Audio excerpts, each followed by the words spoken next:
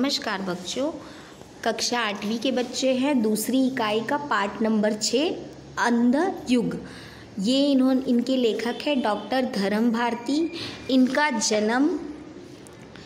जन्म 1926 में इलाहाबाद उत्तर प्रदेश में हुआ था और इनकी मृत्यु 1997 में मुंबई महाराष्ट्र में हुआ था। ये धर्मवीर भारती जो हैं, इनका जन्म 1926 उत्तर प्रदेश में हुआ था और इनकी मृत्यु 1997 मुंबई महाराष्ट्र में हुआ था। ये भारती जी आधुनिक हिंदी साहित्य के प्रमुख लेखक और नाटककार थे। इन्होंने धर्मवीर जी ने सामाजिक विचार पर अपनी विचार बताए और सामान्यता इसमें उन्होंने प्राप्त की। चलिए, इस पाठ में इन्होंने किस बारे में बताया है आज हम लोग देखेंगे। पाठ इतनी तरह से है, देखते हैं कि ये पाठ किस प्रकार से है और कैसे किया गया है। तो चलिए आज हम लोग देखते हैं। अंध युग, डॉक्टर धर्मवीर। दूसरी इकाई यूसु। होते लोग वधियों के मुक्ति प्रभु के मरण से, किंतु रक्षा कैसे होगी अंध युग में। मानव भविष्य की प्रभु के इस कायर मरण के बाद। चलो, प्रभु क्या बोल रहे हैं कि प्रभु कृष्ण तो चले गए, उनके मरण से उनकी आशीर्वाद के रूप में भले ही विधवाओं को मुक्ति मिल जाए, परंतु भगवान इस प्रकार कायरों की भांति चुपचाप मृत्यु को क्यों स्वीकार कर लिया। तो वे चले गए तो पूरी सृष्टि से अंधकार व्यक्त होकर गया, परंतु उनके जाने के बाद इस अंधकारपूर्ण संसार में मनुष्य के भविष्य की रक्षा कैसे होगी, कौन बचाएगा मानव मात्र को, ऐसा यीशु जी कहे हैं। चलिए आगे बढ़ते हैं। अश्वत्थामा कायर मरण मेरा था शत्रु वह, लेकिन कहूँगा मैं द्वैर शांति छाई थी उसके स्वर्ण मस्तक पर। अभी ये क्या कह रहे हैं, भगवान के कायरों की भांति चुपचाप मृत्यु को स्वीकार कर लिया। यीशु, यह तुम क्या कर रहे हो। कृष्ण कायर नहीं है। यीशु, कृष्ण मेरे शत्रु हैं। उन्होंने मुझे मेरी मरण छीन ली, परंतु फिर मैं कहूँगा मैंने देखा था मृत्यु के साथ समय ही उनके प्रभापूर्ण मस्तक पर देवी शांति छाई हुई है। इसका पैरे का मतलब ये है। आगे बढ़ते हैं।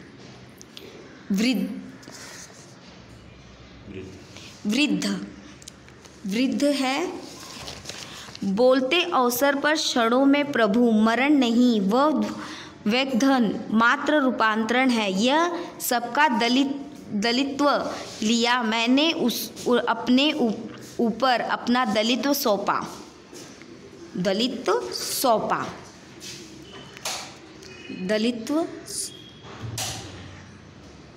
सौंप जाता हूँ। मैं सबको अब तक मानव भविष्य को मैं जलाता हूँ, लेकिन इस अंध युग में वंश निष्क्रिय रहेगा, आत्मघात रहेगा और विघुता रहेगा। संजय यीशु अश्वत्थामा की भांति, क्योंकि इनका दलित मिलेगा। चलिए इसका मतलब देखते हैं। प्रभु ने जाते समय कहा, हे वधिका, यह मेरा मरण नहीं है, यह तो मात्र मेरा रूपांतरण है।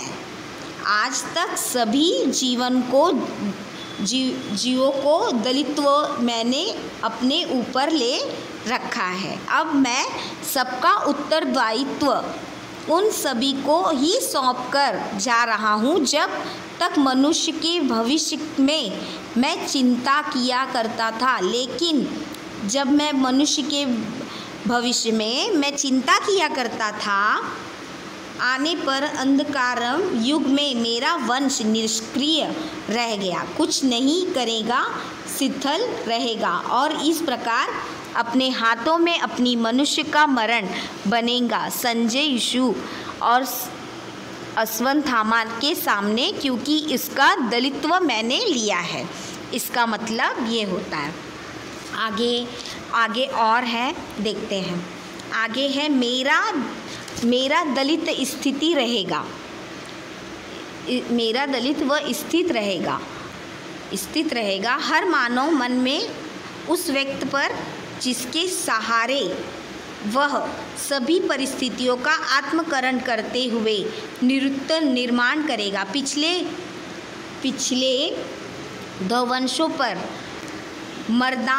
मर्दयुक्त आचरण में, नीति नूतन सर्जन में, नियभातियों के सहारे के, ममता के रहस्य के शरण में जीवन और संस्क्रिया हो उठेगा मैं बार बार। इसका मतलब अभी बोलती हूँ मैं। प्रभु ने यह भी कहा कि शेष सभी जीवन में मेरा उत्तरदायित्व संभाले। प्रत्येक के मानव में मन में मैं रहूँगा और मनुष्य के सभी विपरीत परिस्थितियों का सामान्य करते हुए निरंतर नवीन सर्जन करेगा। ऐसे लोगों को आचरण मर्यादापूर्ण होगा। उसके नूतन सर्जन में उसकी निर्भयता, उसके सहारे और परिमात्र के प्रति उसके ममता के रस में सारोबोर होकर मैं बार बार जीवन होकर सक्रिय हो उठूँगा। चलिए, इतना तो आप लोग को समझा। अभी आगे चलते हैं।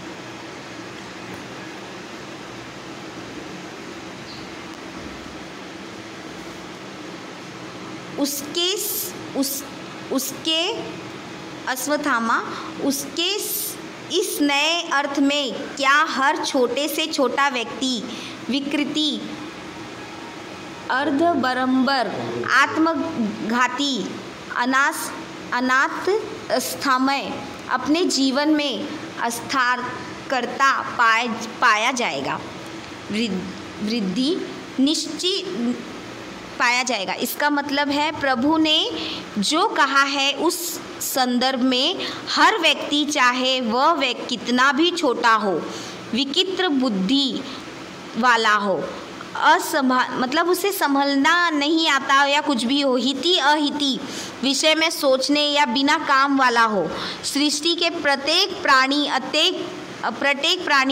अत्येक वस्तु अर्श श्रद्धा से रखने वाला है, सभी अपने जीवन में अपना काम स्वयं ही करेंगे। आगे वृद्धि ने कहा है, निश्चय ही वे है भविष्य, किंतु हाथ